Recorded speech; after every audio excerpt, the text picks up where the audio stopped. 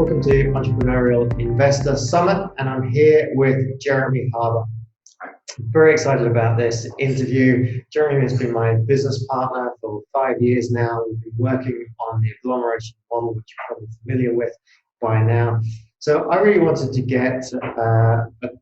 go straight into the detail and get as much content from Jeremy for you to help your investing in 2020. So Jeremy, let's start with, I guess, the theme of this 3 days, which is impact investing.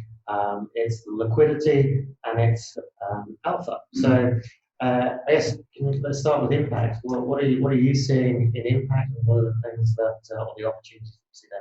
Yeah, I think last year it was a reasonably big topic. You know, the idea of, they're calling it ESG now, which is the kind of new name for corporate social responsibility or impact type stuff, and it was getting good traction last year, but I think it was overshadowed by the bull market in technology. I mean, with like a 40% growth in technology became by far and away the runaway sector, and I think everybody sees that can't necessarily be repeated in 2020. I mean, whatever your views are on, you know, whether these technology companies are at the beginning or end of a cycle or somewhere in the middle, that nobody really knows, but there's probably still quite a lot to be done there. But ESG is definitely coming into focus this year, and I mean, I get invited to all of the private banking kind of state of the nation things where they get their CIO or their chief economist to come and talk to you, and ESG is a theme running all the way through. Most of the banks have a consensus that it's going to be a big investing trend in 2020.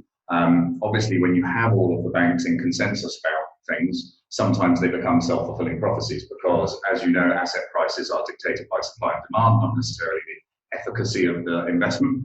And so if there is an over demand, then it will impact asset prices and naturally form a bull market somewhere. Having said that, I think there's also a very practical point to this, which is that business in the long term does have to move to a more sustainable footing. And there is an appetite amongst governments to tax businesses that are not behaving in a responsible way or meeting certain sustainability goals.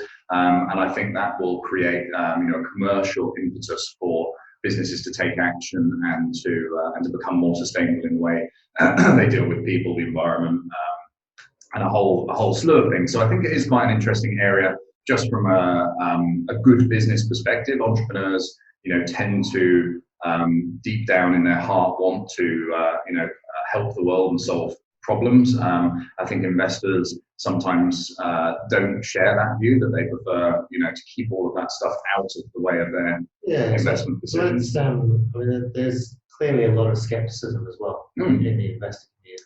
So what's your views on that? Well, yeah, because it comes down to this kind of broad asset allocation idea versus a narrow asset allocation idea, and this idea that if whenever people have tried to create sort of little portfolios or little indexes within a completely diversified bundle, it hasn't tended to work that well.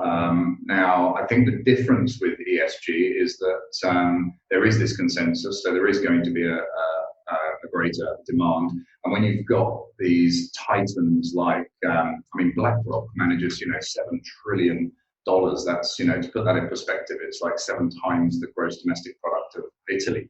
It's a huge amount of money that they have under management, and they've said they will prioritize ESG. Norway has already got, interesting that Norway's, all its money came from oil and gas, but its sovereign wealth fund is now going to move toward more sustainable investments. So so there is that shift in that really big money, and so if that big money is going to come into those asset classes, then there's a good chance that retail cash will also follow those sort of trends. So, and what are some of the specific opportunities that you personally are looking at in that field, or what are the things? Well, so look, there's lots of different ways you can have impact. I mean, people always think, well, impact is wind-powered tricycles and electric cars and things like this. And whereas in fact, one of the biggest impacts you can have is just social mobility, creating jobs, and all of that sort of thing. And obviously with agglomeration, when you help a small business, if you take a small business that has 20 employees and they win a big new contract, that can go to 30, 40 employees very quickly. So you can have a huge societal impact by helping a small business grow to the next level. And it's much, much easier to double a business that's doing 10 million in revenue than it is to double a business that's doing billions in revenue. So I think lots of small impacts in small business is a really obvious way that you can achieve things. But I also think helping the owners of those small businesses create wealth as well isn't necessarily a bad thing. I mean, what's good for the investor is good for the founder as well. And entrepreneurs do have a habit of being good custodians of wealth. You know, if you look at the wealth that entrepreneurs create, it tends to go back into communities and into social projects that they hold dear to their heart. It's when it gets inherited by someone who doesn't have that ability to create wealth, they get the scarcity kind of thing, and they just want to wrap it up and protect their wealth and not deploy it into anything where they could lose it. So new money tends to be quite philanthropic and also tends to get thrown around quite a lot. The old money or the second generation money doesn't move through the system as much. So if we can create more new wealth, I think that also helps the world at large. Okay, so that's a good segue into liquidity. I know, like myself, we see opportunities everywhere. Yeah. And obviously, if your investments are liquid, you can get in and out of them quickly. Yeah. What are your views on that? I mean, there's been a huge pile of money going into private equity over the last 10 years, but it's really kind of ramped up in the last few years.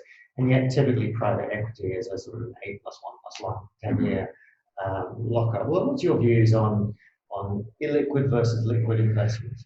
Yeah, so I mean, obviously, with every asset looking like a bubble, everybody's chasing the next one that could be the next winner. And private equity obviously had a good run, and so people tend to look at past performance and go, "Yeah, I'll do that." It's like, everybody wants to own a home because their parents made a fortune owning, in capital growth, owning their own home. We're not going to have another 30 years in real estate like the last 30 years, and so people are basing their investment decisions on past performance, which is only one part of the picture. So I think this big rush to private equity is just because of past performance. I think it's also a bubble. I think they're paying too much for stuff. They have too much leverage. They often don't have enough expertise in certain areas. They're relying on their 20-something-year-old MBA graduates to come in and fix everything, and they're probably not the best people to go and do that, because business is really tough and it's not that logical, and what you learn in a textbook doesn't necessarily give you the ability to do stuff in the real world. But we're getting away a little bit from, I guess, the core question, which was around liquidity. And I think liquidity is something that big capital insists upon. They need this ability to get in and out of investments. And I think this is why, if you look at pretty much the last 30 years, the massive boom in derivatives that have been created, because effectively what investors want, they want liquid investments where they have manageable risk. They have a way of quantifying what that risk is, and they need liquidity, and they need to be able to invest enough money in one go, because these funds are deploying, tons and tons of cash. They need to deploy, 10 million is a really, really, really small investment. 100 million plus is ideal. If you look at some of the funds now, it's $500 million as a minimum investment. And so because those products are pretty few and far between, there's possibly Apple or Amazon that could take $100 billion of investment, maybe. There's not, government bonds or something like that are the only type of things that you could really do. So the banks created all these synthetic products, these derivatives, because derivatives have liquidity. They can be traded very simply. They can take the scale, so you can put enough money into them, and you can measure the risk, because you can have the rating agency do a review of the derivative and tell you roughly what the risk profile of that product is. And so derivatives have just ballooned and ballooned and ballooned. I think the current running total by one estimate is around $1 quadrillion, so one with 16 zeros after it, of derivatives in the world. And when you compare that to normal asset classes, it's by far and away the greatest, like 10 times more than all the other assets put together. So those have ballooned. Now, where I think there's enormous opportunities is in things like small businesses, which make up 50% of the economy. So if half the GDP is being driven by small to medium-sized businesses, why isn't that an investable asset class? And one of the key reasons is liquidity. I mean, the others I touched on, scale and risk, are also factors. But liquidity is a major one, because if you invest in a small business, you can be trapped in there for a decade. A decade is 2 election cycles, so you can have a completely different set of rules and laws by the time you have an exit opportunity from when you started the investment. So that doesn't appeal to people. So I think if we can make small business an investable asset class, then we can attract some percentage of asset allocation. If you look at the top 500 asset managers in the world, they control $93 trillion of investment collectively.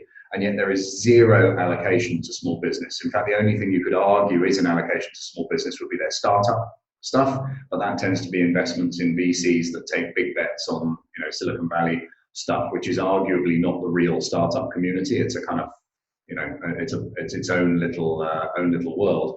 But basically, small to medium-sized businesses, the things that drive the economy, the things that generate 50% of GDP, are completely ignored by all the money in the world, all that global capital. So I think if we can make small business an investable asset class that's available for people to participate in, then an asset allocation to what represents half the economy is a sensible thing for people to have.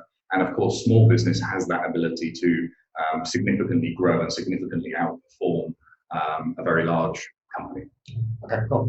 So comprehensive answer there. I guess the last of the third is alpha. Mm-hmm.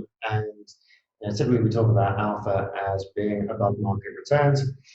Market's been pretty generous for the last 10 years. What are some of the interesting opportunities that you've seen in that space? Yeah, so I mean, again, without harping on about it, when you look at a small business as an asset class, the opportunity for that to be able to outperform is quite significant. Now, what we've noticed when companies join an agglomeration, where they become part of a large holding company, is immediately they can start to pitch for bigger pieces of business. So what you find with most tendering processes, where somebody fills out a tender document to be able to do a piece of work, whether it's for a government or another large organization, is that a big part of that tendering process is how big the company is and therefore how much work they can take. So, through a new normal procurement process, for example, you'll find that businesses quite often won't be allocated a contract that represents more than a third of their annual revenue. So if you're a 10 million revenue company, you can only get a $3 million contract. And so you lose most of the really meaty, really interesting contracts. Now, interestingly, what happens is that the large competitor will win that contract, and then it will subcontract to the small business because the small business actually has the expertise to execute. So effectively, the profit kind of gets creamed off, and they're unable to get the full benefit of it. So when they join an agglomeration, when they become part of this big PLC, they now have this huge balance sheet and P&L that they can point to when they're tendering for new business, and they can win those bigger contracts. Now, those bigger contracts can be a game changer. So they can literally double or triple the size of the company in a very short space of time. And in that respect, really drive the shareholder value for all of the shareholders in the business. And so we think with an agglomeration, we should be able to get an outsized alpha, an outsized return on shareholders' investments because of that ability for the businesses internally to grow, as well as obviously the acquisitive stuff that we're doing as well. Okay. So look, you come from an entrepreneurial background, got your teeth as a kid and going from there, and then obviously have segued that into investment. I know we have a wide range. We've got some very sophisticated investors on. We've also got some sort of first-time investors. Yeah. What are some of the, key learnings or key mistakes? They're always good to learn from. Yeah. That you've made personally, or B, that you've seen other people making? Yeah, so I think there's a few things. I think one of the first ones is investing in startups. So you see an idea, you see something you think is really great, you really like the people involved, and you invest in the startup, and it's horribly illiquid and has a huge chance of failure. And I think you should only be investing in startups really if it's the kind of interest on your interest. It's your play money that you have. It's not essential to building your wealth. It's not essential to anything else. So I mean, that's one of the first big things.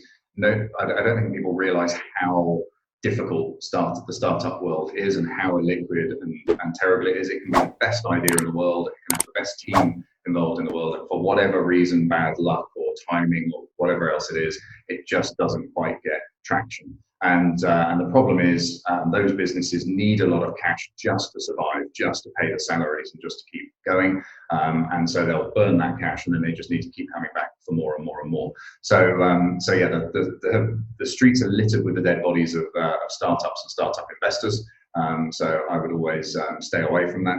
I much prefer to invest in a business that has revenue, has profits, has customers, and is looking to scale. So they've already solved all of those problems of a startup, and they're looking to grow to the next level. The other thing I would say is that it's very important to get your kind of core portfolio together, fairly early on. So before you start looking at alternatives and weird esoteric type investments, make sure you have a kind of core portfolio, and that should be the things that you have conviction about. So things where you just believe in a business model or believe in a concept and you want to own a piece of it. It should be a degree of income generating investments, so stocks that pay dividends or fixed income products that can give a regular income, because they tend to perform in down times as well as up times. And only when you've built that kind of core portfolio, then start to focus on perhaps some weird and wonderful, maybe startup investing, or a long-term real estate project or something like that might have a slightly different flavor to it. So crypto or something. So the long-term property play, for example, conversation we've had a lot over the years is around people's emotion with money. And I think part of it is when you invest in a property, when you buy a house, you've got a 25-year mortgage, you kind of have that time frame of a 25-year mortgage, and you don't value the house on an intraday basis. Every time someone walks past and says that's nice or that's not nice. How have you seen emotion impact investors, and everyone tries to be or tries to avoid getting emotionally engaged with it? Yeah, I mean it's completely emotionally driven. It's the greed and fear index on stocks particularly. I mean, you have this they say the stock market is the only market in the world that when they have a sale, everybody runs for the door, and it's so true. Stocks tend to climb very slowly, and they can drop very quickly. And when they drop very quickly, you really just have to look at, well, what are the fundamentals? What were the reasons for the drop? Is there a good underlying business there or not? And make an investment decision there, because as Warren Buffett always says, when other people are fearful, that's the time to get greedy. That's the look at what the underlying value is and see whether it's something that you have a conviction around owning. And of course, never be completely invested in one thing. You always want a diversified portfolio, but have conviction about the things that you believe in, and take a longer time horizon than perhaps you're thinking.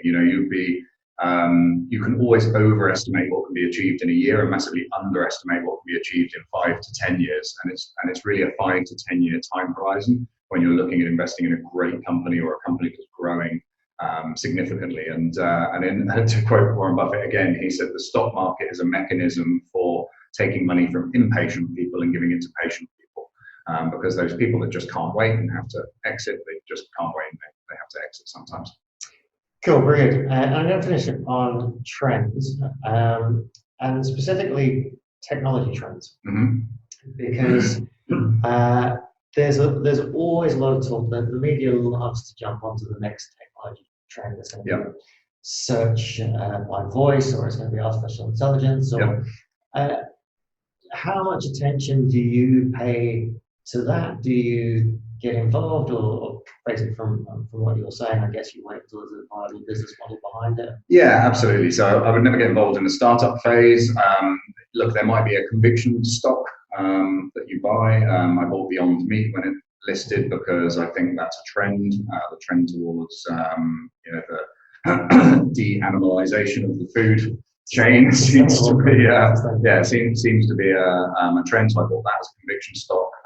That arguably was overvalued, didn't make much sense. That was a sort of a play money play. So yeah, occasionally if there's a technology that I like, I'll put it in that conviction part of the portfolio. But basically, I try and ignore I'm fascinated with technology. I think it's amazing, and I love reading about it. But it's not somewhere where I put my money as a first go-to place. It's something I'd like to wait and see how the players fall out. I mean, it's really interesting if you look at the tech boom of 1999, where we had all these dot-com companies going crazy. Almost none of those are the largest tech companies in the world, but the ones that kind of built from the ashes of the tech collapse. So Amazon, Google, Facebook are now some of the biggest companies in the world. So I think sometimes there's a cutting edge to technology, but there's also definitely a bleeding edge, and you want to try and miss the bleeding edge and try and get in at the cutting edge. And it's difficult because it's exciting, and again, you might have a conviction around it, but yeah. Don't go big, I would say. Actually, let me just ask you one final question, because we've got a global audience of investors. You born and grew up in the UK, and then you have investments in the US, but you're also based in Asia. Mm-hmm. What are your views on the opportunities in Asia? Because I know a lot of people kind of hear the Asia story, but they haven't taken a punt yet.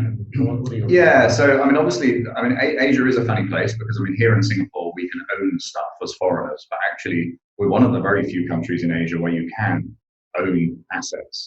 They still have, they're still developing when it comes to that sort of stuff. But it's that developing nature as well that I think does create a little bit of an opportunity here. You have to realize that from here in Singapore, if you fly 5 hours in a radius around us, it's 2 in 3 people on the planet live inside that radius. It's a frightening density of population. If you're redrawing the map today, Asia would be in the center just based on people.